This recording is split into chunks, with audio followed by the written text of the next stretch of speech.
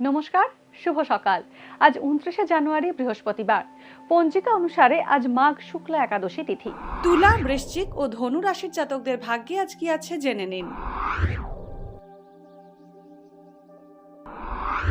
তুলা রাশি।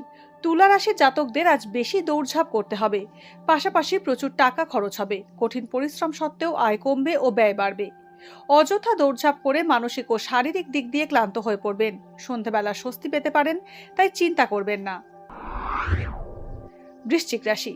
বৃশ্চিক রাশির চাকরিজীবী ও ব্যবসায়ীদের বেশি পরিশ্রম করতে হবে, কিন্তু পরিশ্রম অনুযায়ী ফল না পাওয়ায় হতাশ হবেন।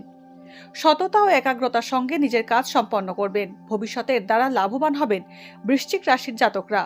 সিনিয়র অফিসাররাও আপনার কাজের প্রশংসা করবেন। ধনুরাশি। ধনুরাশির জাতকদের ব্যবসা সংক্রান্ত সমস্ত কাজ সম্পন্ন হবে। শত্রুর প্রভাব বাড়বে, কিন্তু নিজের বুদ্ধি খাটিয়ে তাদের হারাতে পারবেন। কোনো বন্ধুর সাহায্যে নিজের কাজ সম্পন্ন করতে পারবেন।